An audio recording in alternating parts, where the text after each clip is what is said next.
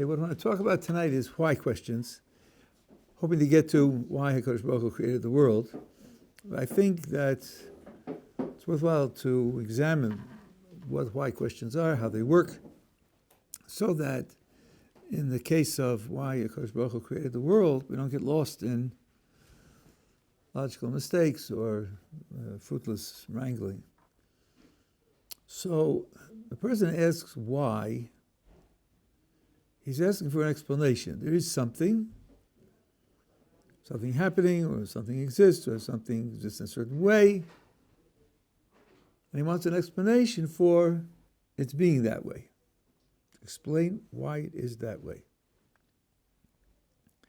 Now here's a sequence that sometimes plays itself out, often with children, little children, but sometimes with adults who ought to know better.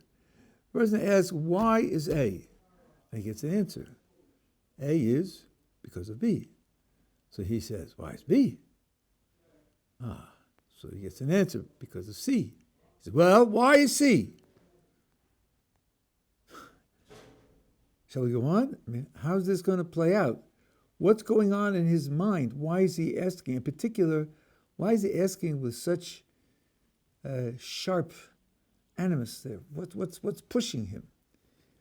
And sometimes what's pushing him is this. You tell me that A is because of B, but if you haven't explained B, we haven't done anything yet. You're just using B to explain A, but since I don't know why B is, I really don't understand anything. I don't understand why A is. A is because of B, and B is a blank. So I haven't accomplished anything. So unless you tell me why B is, we've done nothing by saying A is because of B. I need to know why B is. And when you tell me B is because of C, I'm going to ask the same question again. Because I don't understand anything about B. If you just put C in and say C is why B is, and then you can't explain to me why C is, then you're just putting something at the end which is a mystery. Mysteries don't explain anything. Mysteries don't make any progress. There has to be another answer. So this person's made up his mind. Whenever he asks why and gets an answer, he's going to re-ask why about the answer. And he's doing it in the spirit of, if you don't respond to me, then you haven't accomplished anything. Is that a reasonable attitude? Is that a reasonable procedure? What are the possible outcomes of following that procedure? Every time you ask why and get an answer, ask why again about the answer. Well, one possible outcome is that it goes on forever. Why X? Because of Y. Why Y? Because of Z. Why Z? Because of double A. Why double A? Because of double V. And on we go. If that's the way it works out, then you never get an answer to anything. According to him, there's always another question to ask, and there's always another answer to look for. And he's guaranteeing that, because whatever answer you give, he's going to ask why again. So he's guaranteed by his attitude towards asking the question that he'll never get an answer. That's not an appropriate attitude. The other possibility is to go around in a circle. Why is A? Because B. Why is B? Because C. Why is C? Because A. Why is A? I told you that already. B, remember? That's on page already. So that's it. A is because of B is because of C, and C is because of A. But then everything depends upon everything else, which depends ultimately on itself, going around in a circle. So you never get any explanation there either. A guy who says, I'm always going to ask why again, has condemned himself to never having an answer. So to put the point positively, if you ask why, you have to admit at the outset that's at least possible to come to an end. Why is A? Because B. Why is B? Because C. Why is C? Because D. Why is D? Just because that's how it is. And you have to agree to stop there. If you don't accept that possibility, then you've condemned yourself to never getting an answer. And if that's your attitude towards the questioning process, there's no point in talking to you. Because by your own definition, it's impossible for you to get an answer. Now, you may say, well, okay, I accept in principle that there must be a stopping somewhere, but how do I know where to stop?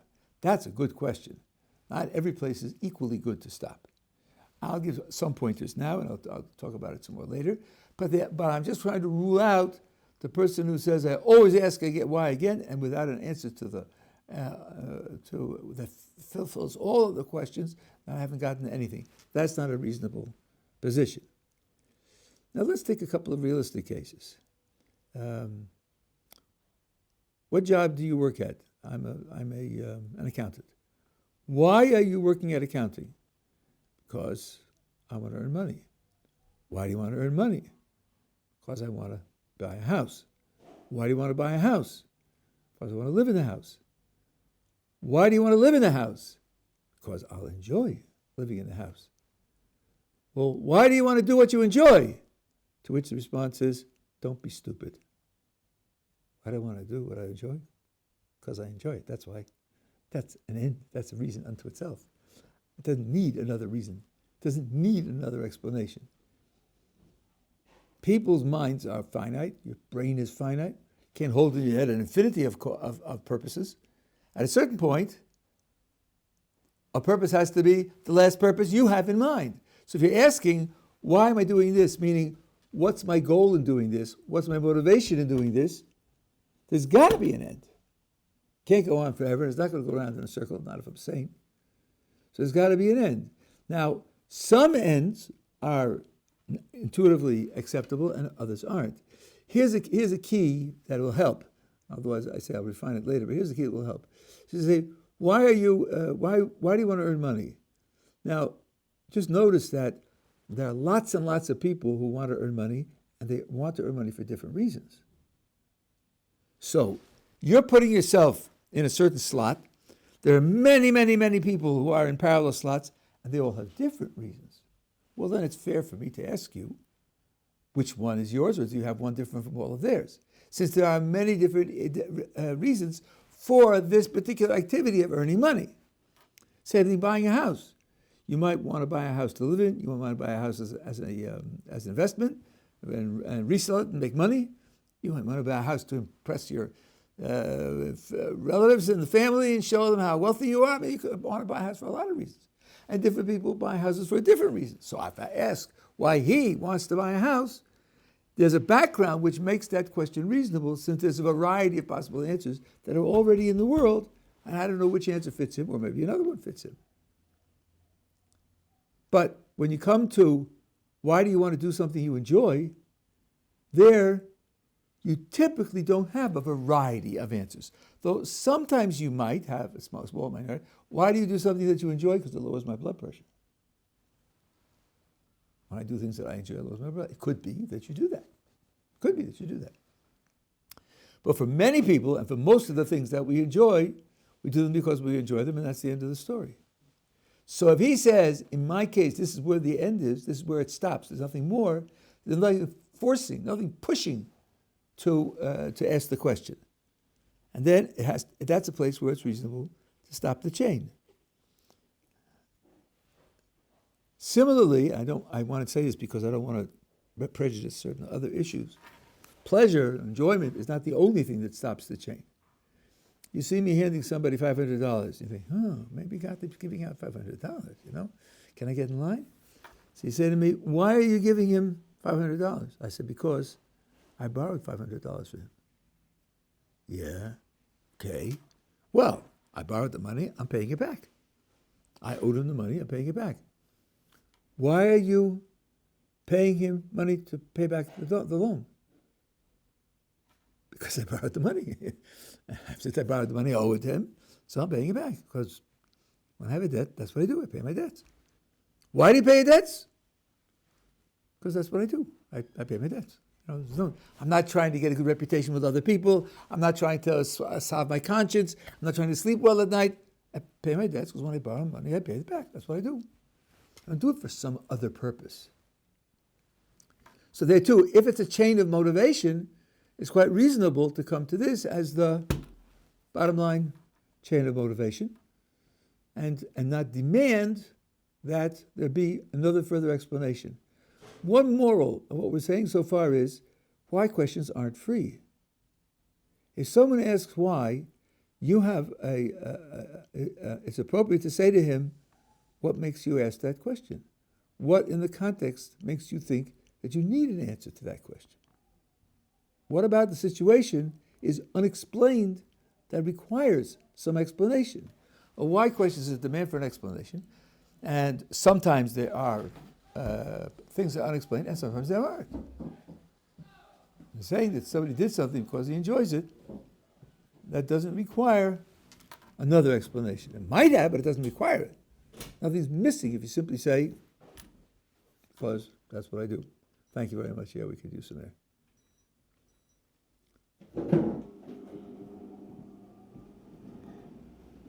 Now,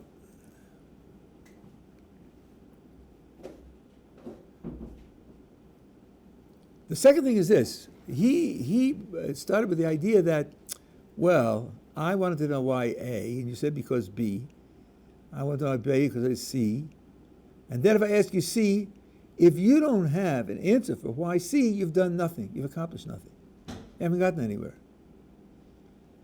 Because you're ending up with a mystery. And if you're ending up with a mystery, and you haven't explained what you started with. That's dead wrong. That's dead wrong. And we are very often in that circumstance. Why did the computer go bad? I think it was sabotage. I think that somebody sabotaged it. Now I do an inspection and I do an evaluation of the results and everything else. Looks like sabotage. And now I do an inspection of our firewall. I find it's been breached here and there. And I get the information on the address of which it's coming. And I pin down the guy. Thank you very much. I pin down the guy and I find him. And I locate him. Somebody says to me, yeah, but why did he sabotage your computer? I don't know. I don't even know him. I just found out by tracing it where he is. If you don't know why he sabotaged your computer, then you didn't explain why the computer went down by saying it's sabotage, because you don't know why the sabotage took place. Isn't that nuts?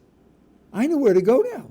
Not to my software engineer, and not to the guy who sold me the hardware and say, you sold me rotten stuff, but no, I'm going to the police to catch him.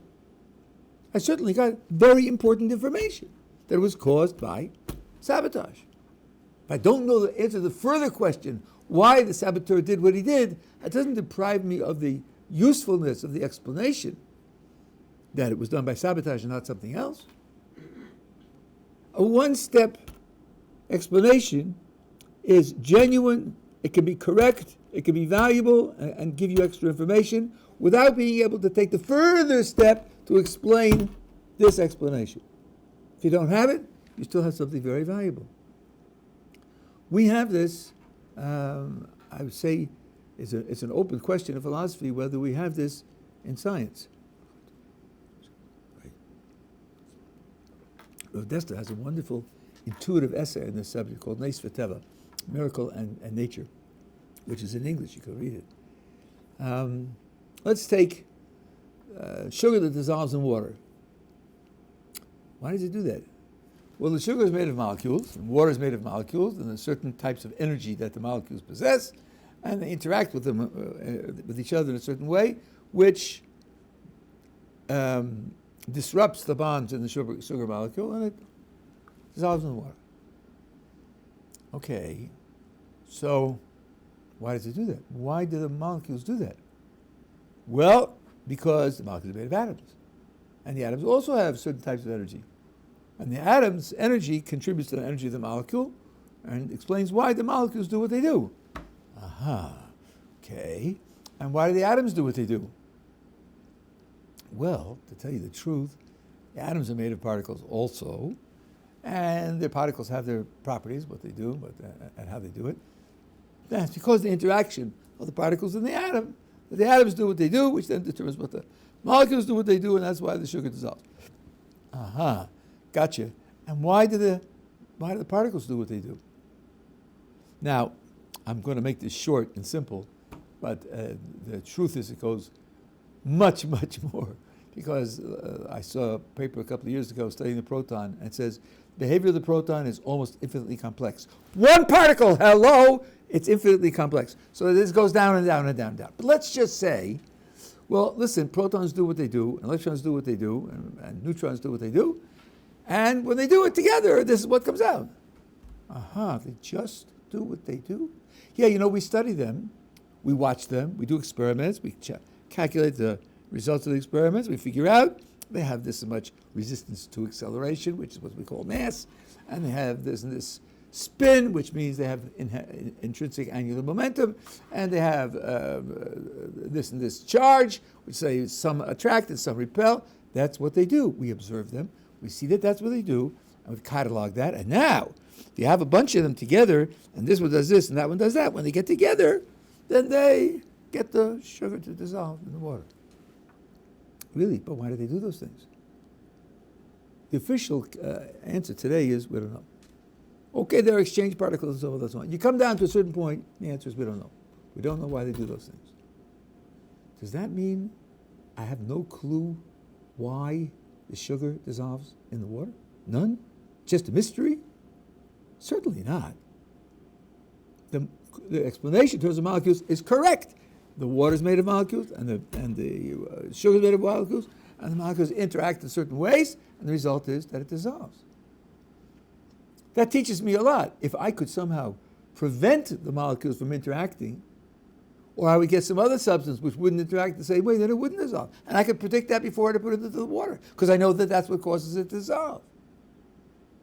So the fact that I don't get an explanation at the end, I have A, B, C, D, E, and somebody says, yeah, but why E? What about E? Why aren't you explaining E? I said, I don't know, because we have no explanation for E. Then you didn't do anything. It's all a mystery. No, it isn't.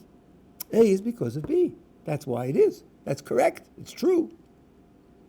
And so far, until you get to E. Do I have an ultimate explanation for everything? No. Is there something unexplained? Yes, E is unexplained. But A isn't unexplained. A is explained by B. So the idea that you've got to finish the chain or explain everything to get any value out of explanation is simply dead wrong. This is one of the many, many mistakes that Richard Dawkins made in his attack on religion. There are many, and they're cataloged, and they're criticized in the literature generally, and a number of pages on my blog. He said, you invent God to explain why there's so much complexity in the world. And he said complexity needs an intelligent agent to bring it about. But then the intelligent agent that brings about the complexity has to be at least as complex as the information. So you haven't accomplished anything, because then you'll have to answer, where did that intelligent agent come from? No, that's not right. If indeed intelligent agent is an explanation for the complexity in the world, and if it's a plausible explanation, and if given everything else I know, it's the most plausible explanation that I have, then I have good reason to believe there's an intelligent agent, even if I can't answer where his complexity came from. That doesn't change the fact that I have an explanation for where this complexity came from in that intelligent agent.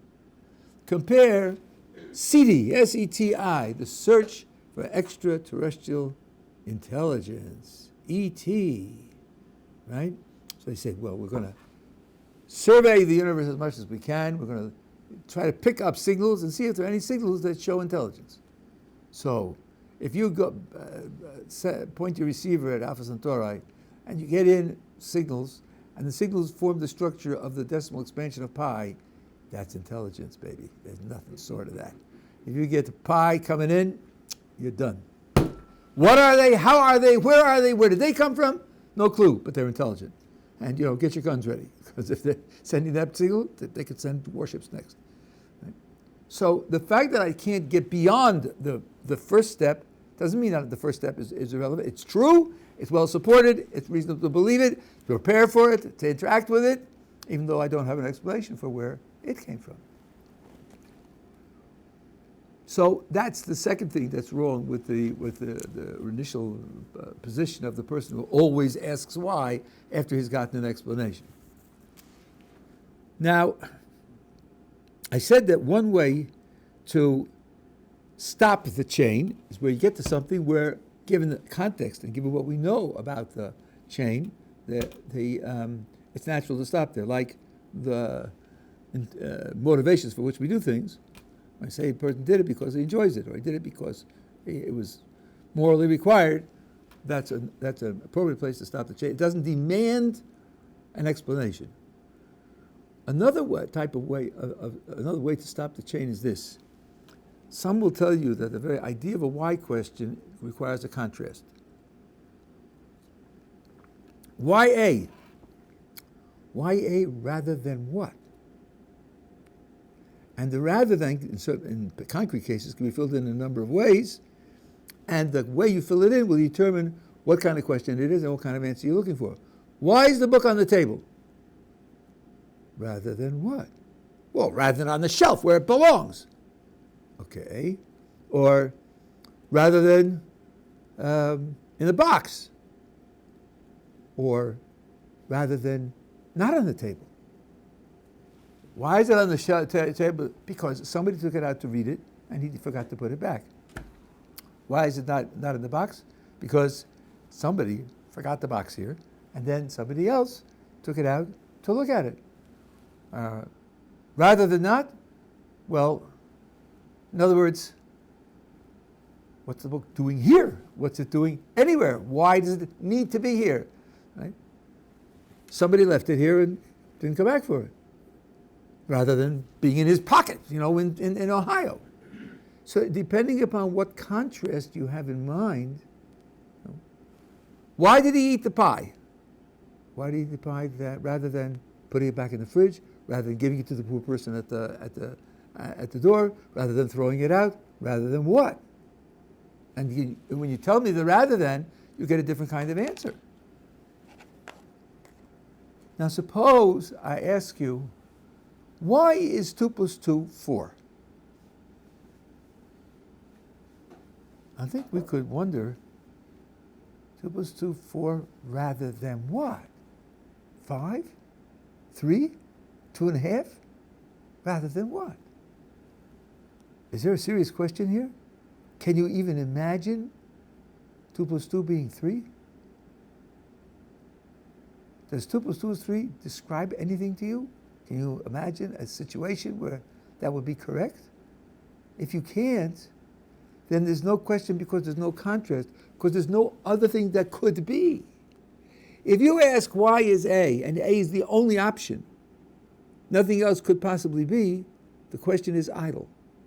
Because the why is always why this rather than something else. If the existence of A is itself a necessary, is a necessity, something that couldn't be otherwise, then the question no longer applies.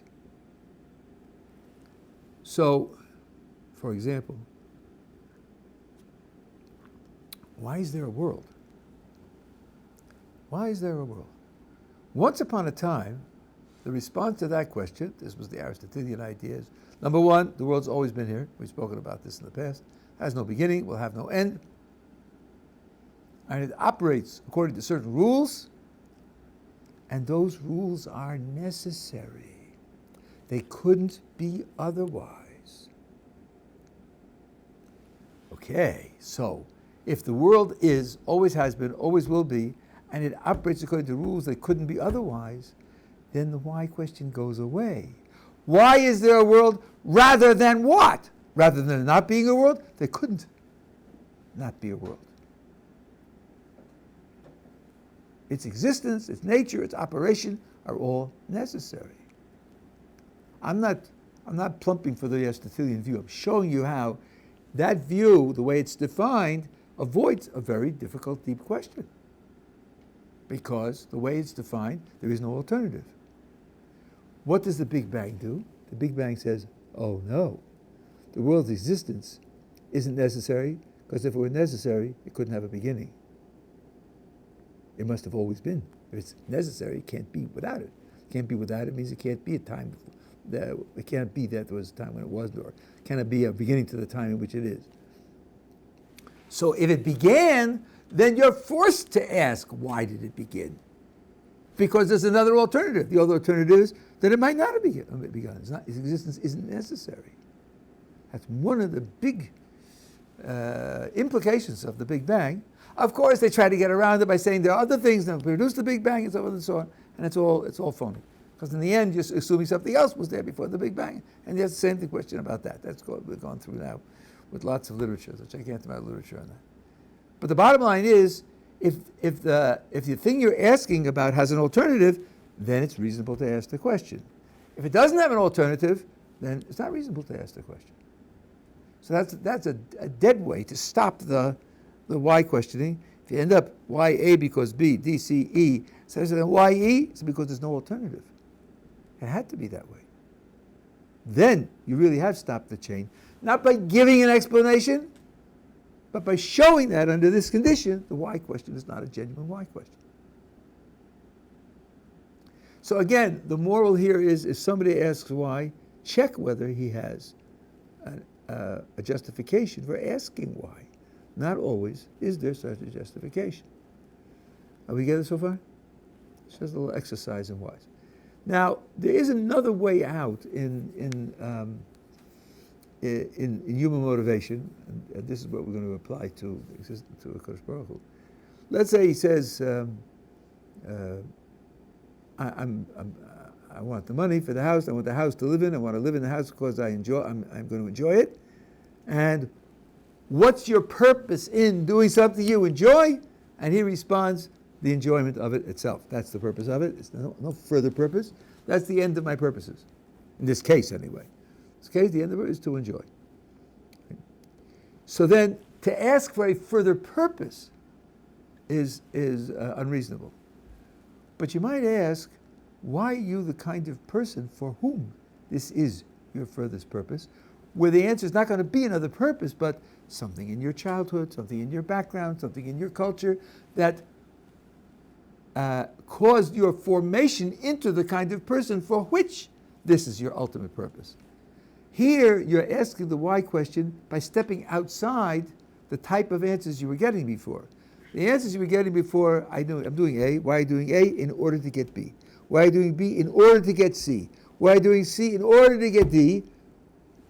In order for what? What are you doing D in order to get? Nothing else. I'm doing D for D's sake itself. But why are you the kind of person who does D for the sake of getting D itself, and not for any other purpose? That might have an explanation. But then you have to realize that you're not asking for a further purpose. You're asking for an explanation why he has that purpose. The explanation is not because I want something else.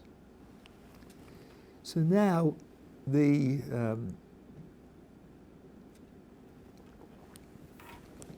Sforim, the books that we have, when they ask why Kodesh Baruch Hu created the world, the first answer, the short answer is because in order to benefit, lahitiv, to do good, to benefit, provide good, to give good, that's why he created the world. So now the question will be, well, why does he want to do that? And if the questioner thinks, for what purpose does he want to do good? What other purpose does that serve? Like reputation, or money in the bank, or better muscles, or like what else is he trying to get? We're going to rebel. We're going to rebel against that. How do we rebel against it?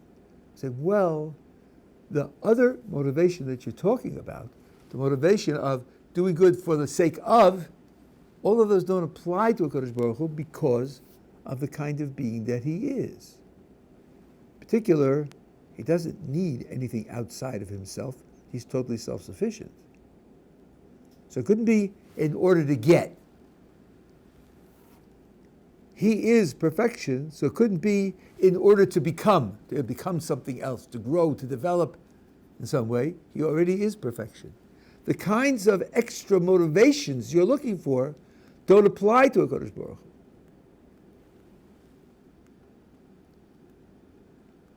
If you ask me now, not what other motivation does he going for? It's not tell me what he's trying to get by doing the good, what further end he's serving by doing the good. No, that's not right. That's not right. That doesn't apply to HaKadosh Baruch Hu. But what in HaKadosh Baruch Hu explains his having the motivation of doing good?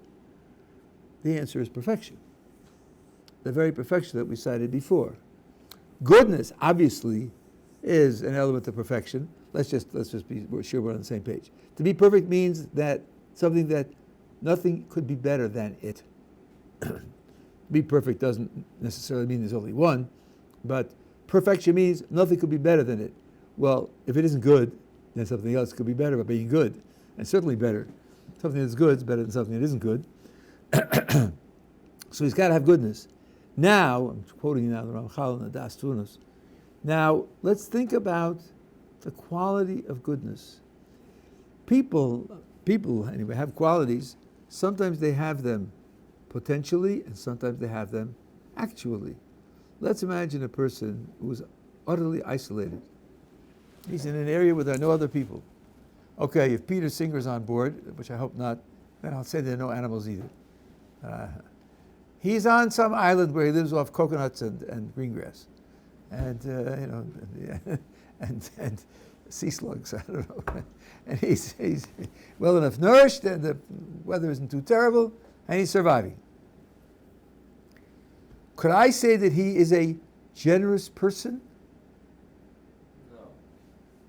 Well, I guess it depends on what you mean. Could he have the character of generosity? He could. Because generosity, like other parts of your character, are what you'll do when these and these things happen. Like courage. Can a person who's living a placid life with no danger be courageous? Sure, because if there were dangers, he would stand up to it and he would take the right action. Courageous means the power to act in a certain way under certain circumstances. So generosity would mean, let's imagine a person is surrounded only by people who have enough money. Nobody needs his generosity. That doesn't mean he isn't generous. He's a generous person. It's just that he never acts it out because nobody needs it. So he could be a generous person. It could be part of his character to be generous. But then he would have generosity as a potentiality, not as a reality. Now, you're talking about perfection. Potential generosity is inferior to actualized, realized generosity. So, that's why he creates the world. He creates the world because his perfection gives him the quality of goodness. If there's no one to bestow benefits on, his goodness is only a potential. And since he has perfection, perfection doesn't tolerate just the potentiality of goodness. It requires the actuality of goodness. And that's why, out of goodness, he creates the world to have recipients for the goodness that he wants to give. If someone now asks, but why is he perfect? Then we say, his perfection isn't an accident. It couldn't have happened some other way. It's not a contingency. It didn't just happen to be. His perfection is necessary to him. It's a necessary feature of him. Indeed, everything about HaKadosh Baruch Hu's existence and whatever characteristic is necessary. That's the way we understand the nature of his being. It's necessary. Once it's necessary, the why question stops. Because the why question only applies to something which could have been otherwise. And in this case, it could not have been otherwise. This is one of the ways that you stop the standard line of argument that every 11-year-old tells you.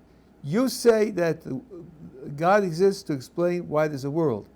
How do you explain why God exists? At first blush, that sounds quite reasonable.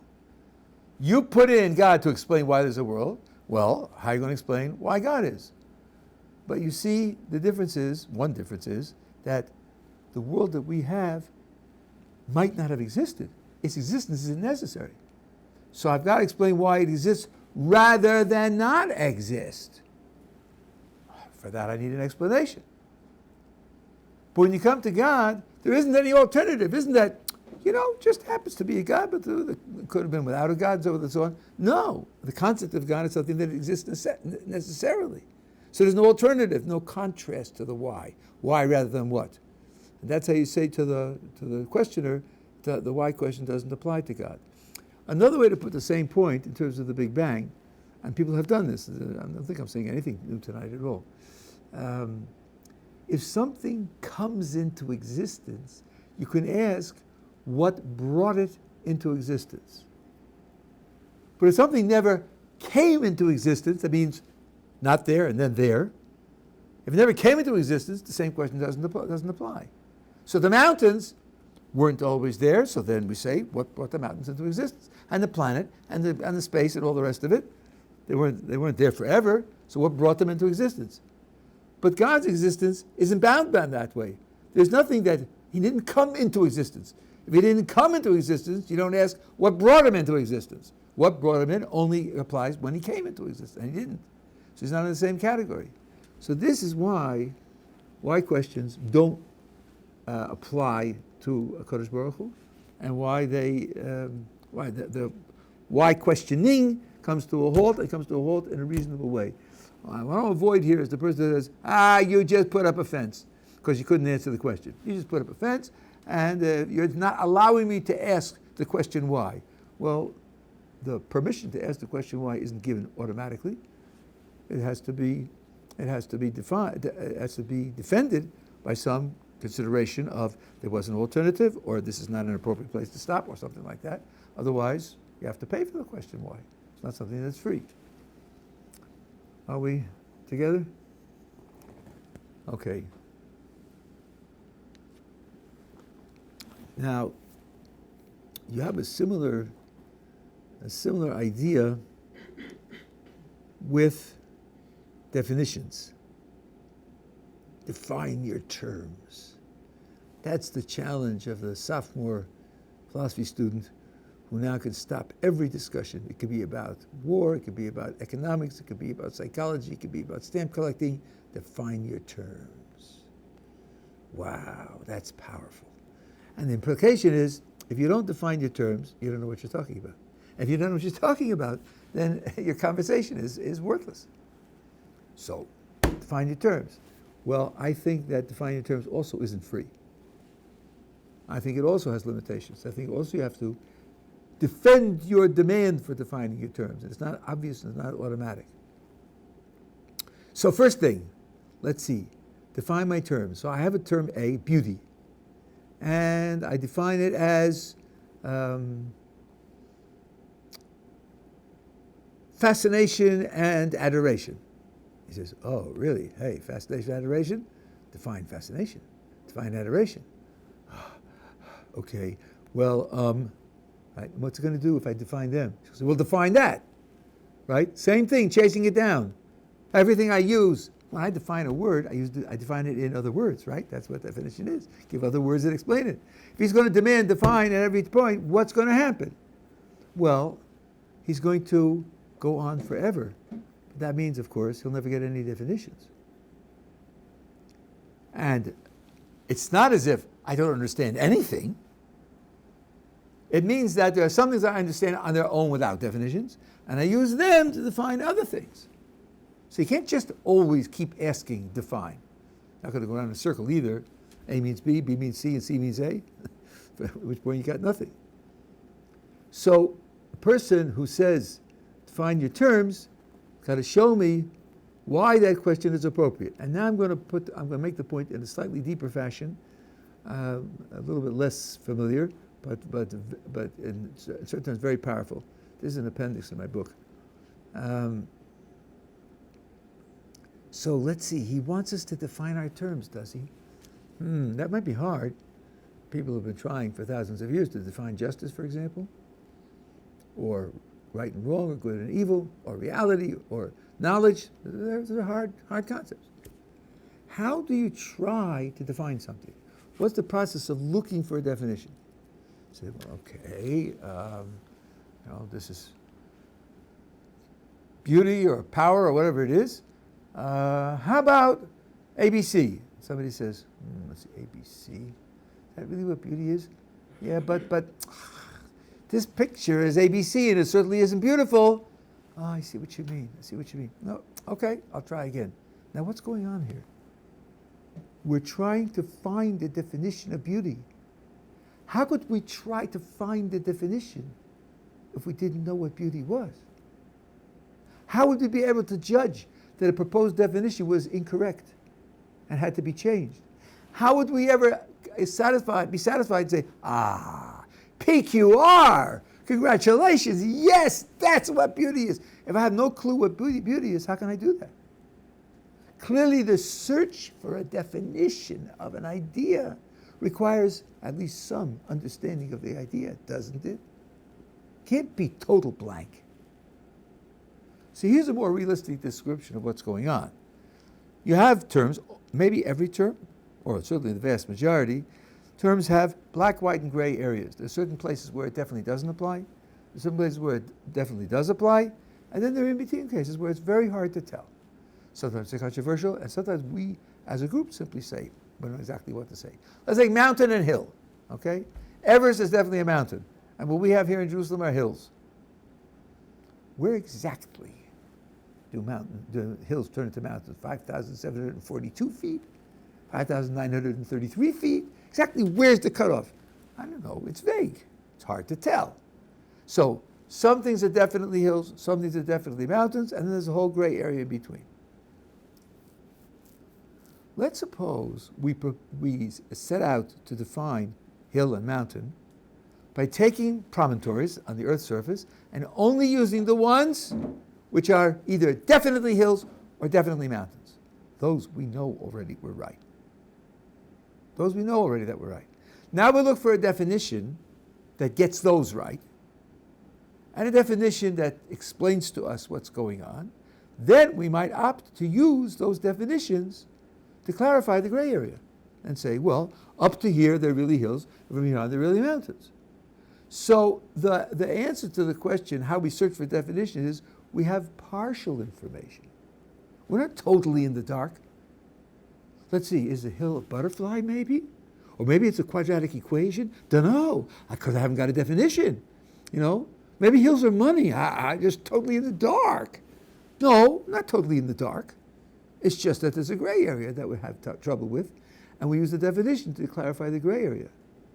Okay, let's try that with beauty, with truth, with justice, and so on and so on. Are we totally in the dark? Maybe justice is butterflies. Who knows, you know? We don't have a definition. No, we know some things that are definitely just, we know some things that are definitely unjust, and we have a considerable middle area where we don't know what to say. So now, let's suppose we're discussing justice. And let's suppose in the discussion we are very careful to keep the word justice either in the black area or the white area, and not drift into the gray area. Then we're using it where we do understand in, aren't we? So if that's the case, when the sophomore philosophy student says, define your terms, we can resist it. Show us that we strayed into the gray. Show us that we're begging questions whether we don't understand the term. If you can show us that, we will call it the discussion and look for a definition, or at least enough of a definition to clarify your example. You're quite right. But if we have been very careful to stay within the black and the white, there's no justification whatsoever to halting the discussion in waiting for a definition, because if you did that, you could never find any definition at all. So this is another example where someone says define your terms, you can say to him, explain why that's required. Explain why that's a relevant demand. Just like with the why question. These are things which people sort of take for granted and they use ad libitum without any restriction, and don't realize that they themselves have their own limitations. Okay? Okay, so these are two examples of the kind of background you need for this kind of investigation.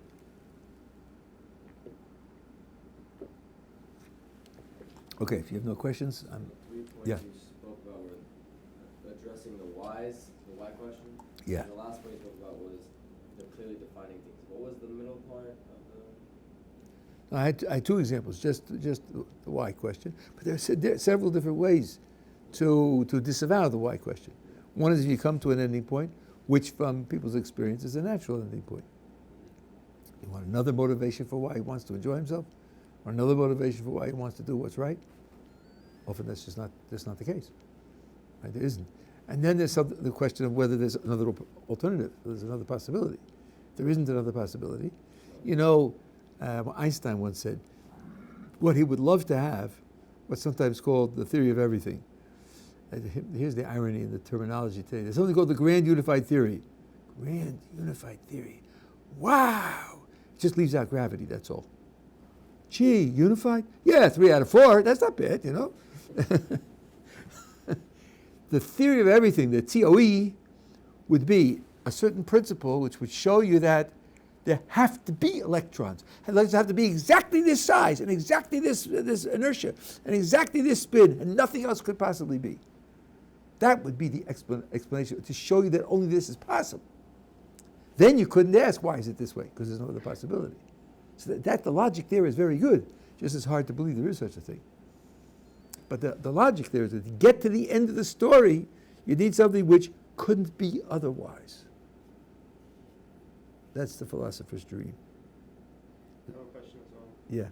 When applying these concepts to Hashem, obviously we can't ask the question, how did Hashem come here? But if we ask, because Hashem is infinite, right? But if we ask, why did Hashem create the world? That's also a question that has no end, A to B to C to D to E. But where is there a healthy point where we ask enough questions to where we get into that line, but we don't go too far where we just ask questions that we know for sure we're never gonna get the answer. How far in the hole are we? Yeah, you're asking a very difficult question. The Rambam and others write that the human mind has certain limitations. And he says, I'm not telling you that because I'm religious. I'm trying to put a fence up against objections to Torah. The philosopher said the same thing. There's certain things you can't. And he said, and he gives an example. I give you this example. I don't think I give it to you already. But you can try this with people. You say, okay, here we go. Rambam from 900 years ago is an example of something which the human mind can't grasp. Ha, ha, ha. 900 years have gone by. We have physics. Now just hear the question. Okay, here's the question. Is the number of stars even or odd? Answer! Show me how you're going to answer. Going to count all of them? 10 to the 22 stars? And find out whether it's even or odd? Probably not, right? You're probably not going to do that. Uh-huh. Yep, Rambam thought it up 900 years ago, and it's just as bad now as it was then, if not worse. Right? So there are definitely limitations. Now, it's not easy to say what the limitations are. Sometimes people have thought certain things. For example, they say some people thought that you'll never find out why stars shine. We today think we know why they shine, nuclear fusion. So it's hard to know what the limitations are, to be confident that we set the limitations appropriately. And some philosophers, Colin McGinn and others, think that when we're exploring consciousness, the reason why we have made absolutely no progress is because our minds aren't structured in such a way as to attack this problem. It's just our basic concepts and our basic techniques don't include the solution to this problem, which could very well be. But it's hard for us to know that beforehand. Now we have in the tradition where Kodesh Baruch Hu sets down certain types of things. I made your mind, and I made these things, and I'm telling you, you're not going to get them. So there we have information from the Creator. But to do it without information from the Creator, I think is very, very difficult. It's the mind trying to figure out its own limitations, which it can on occasion. It can on occasion, but to do it and be absolutely sure that it's right would be quite difficult. But in the case of why HaKadosh Baruch Hu created the world, there we do get an answer. The Olam Chesed Yiboneh is a verse in Psalms. The world is created out of loving kindness, and the Ramchal, among others, says loving kindness is a feature of HaKadosh Baruch Hu because of his perfection. If he didn't have that, he would be less than perfect. So there we do get an answer.